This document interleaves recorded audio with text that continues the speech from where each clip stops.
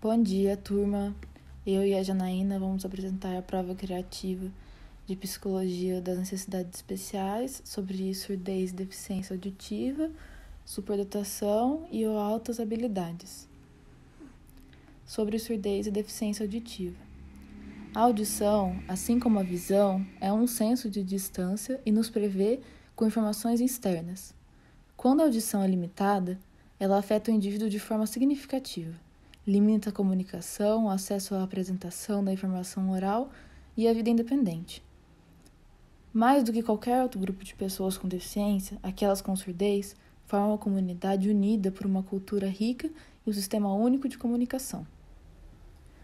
As pessoas que são surdas, pessoas com perda auditiva profunda, têm capacidades auditivas que as provêm com pouca audição útil, ainda que usem aparelhos auditivos. Mesmo que quase todas as pessoas surdas percebam alguns sons, elas não podem usar a audição como seu principal meio de obter informação. As pessoas com dificuldades auditivas podem processar a informação do som com a ajuda de um aparelho auditivo. Como a surdez e as deficiências auditivas podem afetar o indivíduo? A ausência ou dificuldade auditiva pode se tornar um obstáculo para se experienciar todas essas funcionalidades e gerar prejuízos sociais, educacionais e emocionais, que podem ser contornados em cerca por meio de intervenções precoces que adaptem o sujeito, ainda criança, ao mundo. A surdez e as dificuldades na comunicação podem favorecer a criação de obstáculos à vida e ao desenvolvimento desse grupo. Há exemplos das dificuldades de inserção e permanência no mercado de trabalho, bem como a falta de independência no acesso a locais públicos. Superdotação familiar, variação no acesso à educação, entre outros. Essas seriam barreiras que, além de afetar o desenvolvimento das pessoas surdas, poderiam repercutir em sua saúde mental, uma vez que a surdez afeta muitas dimensões da experiência, incluindo o funcionamento psicológico e social. Que barreiras essas pessoas precisam transpor?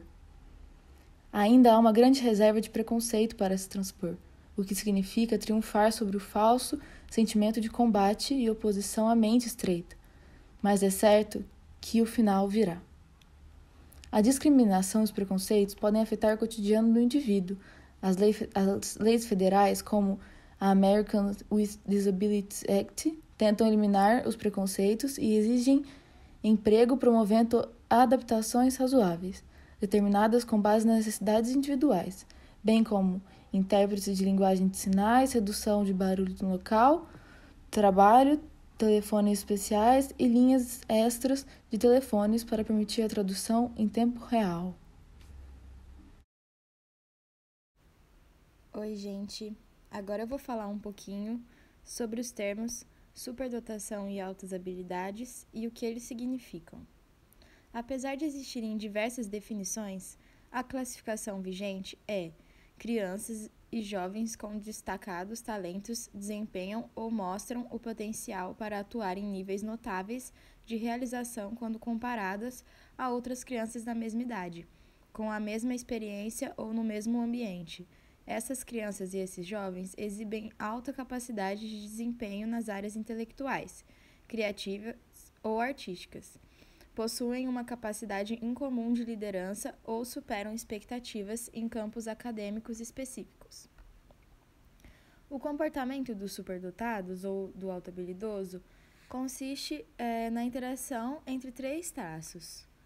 Uma delas é a habilidade acima da média, que significa que apresenta potencial de desempenho superior em qualquer área, entre elas capacidade de processar informações, entregar experiências que resultem em respostas adequadas e adaptadas a novas situações, envolver-se no pensamento abstrato, adquirir conhecimentos, destreza, habilidades para desempenhar uma ou mais atividades.